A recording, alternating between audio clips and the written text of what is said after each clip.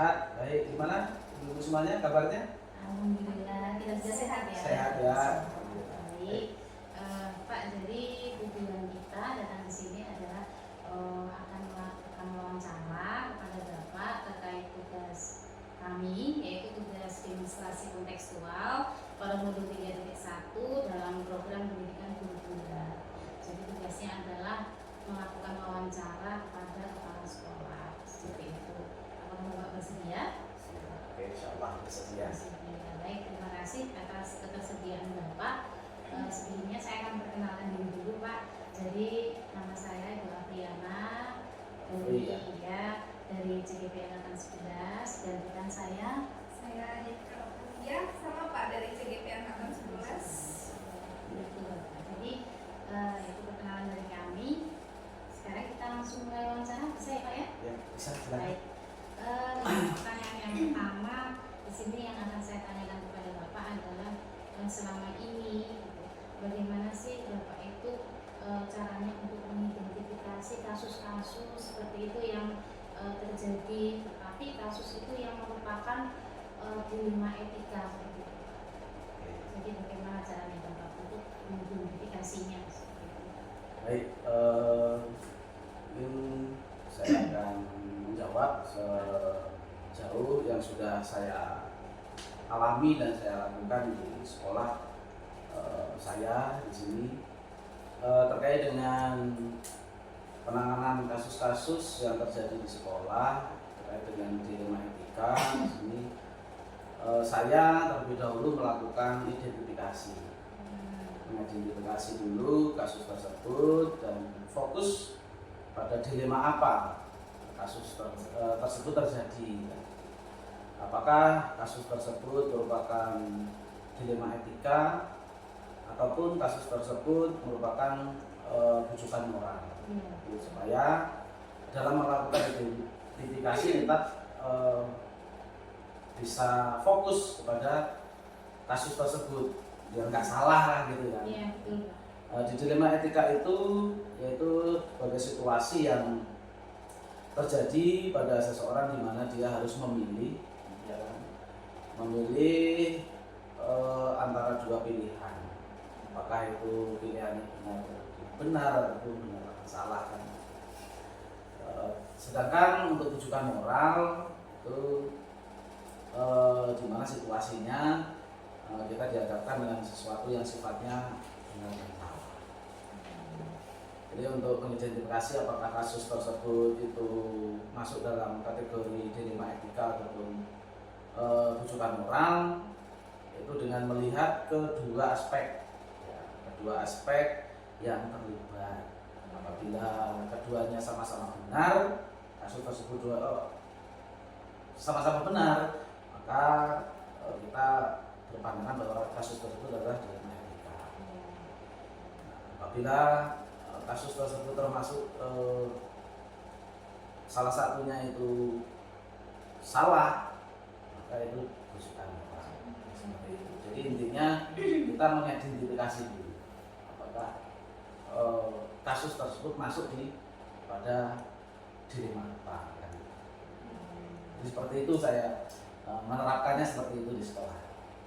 Baik, jadi itu mengidentifikasi ya Pak ya. Iya. Pertama mengidentifikasi apakah itu termasuk dalam dilema etika atau dalam bujukan moral begitu.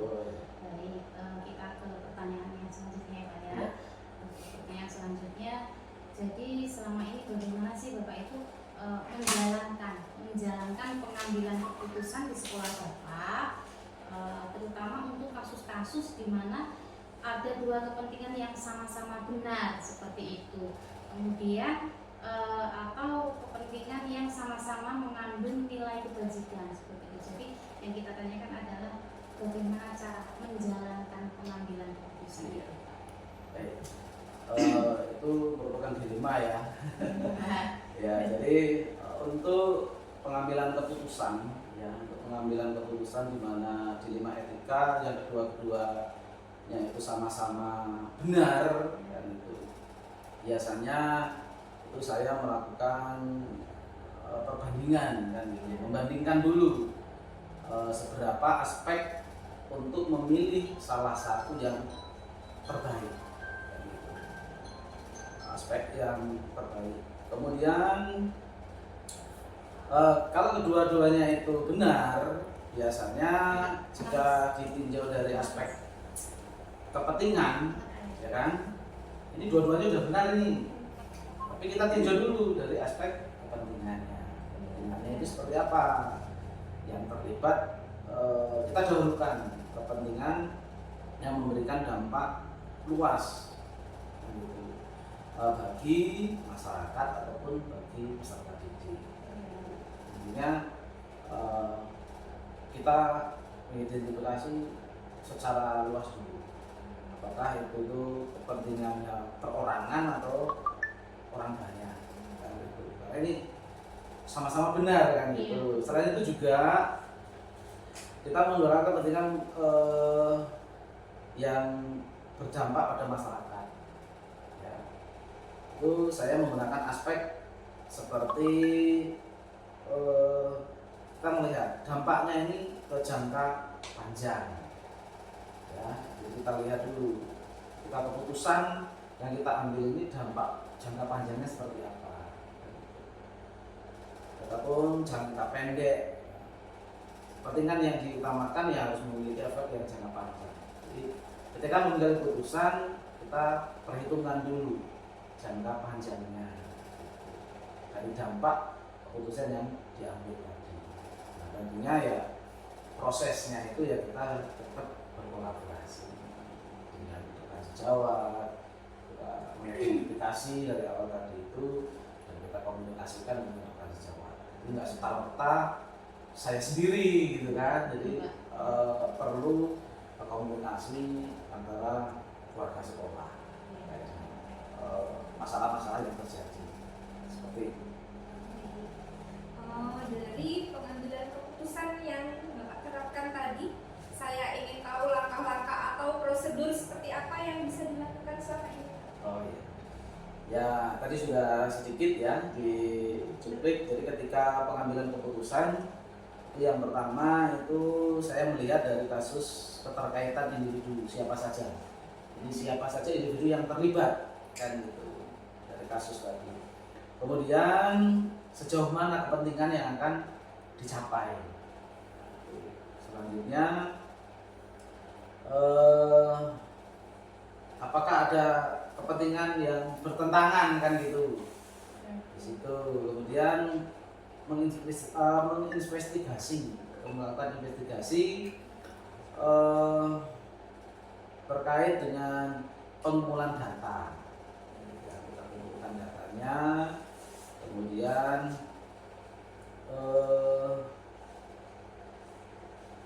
dan fakta yang terjadi di lapangan. Jadi kita gali dulu ya, kita mengumpulkan data, kemudian fakta-fakta yang terjadi di lapangan seperti apa, baru kita komunikasikan kepada pihak-pihak yang terkait, pemangku kepentingan di situ. Lalu kita ambil suatu kemufakatan untuk mengambil keputusan seperti itu. Jadi rangkaiannya ya cukup panjang sebetulnya ya. Kita identifikasi dulu, kemudian kita kumpulkan fakta-fakta, kemudian bukti nyata di lapangan ketika kasus tersebut terjadi, baru kita berani mengambil keputusan. Selain kita mempertimbangkan 9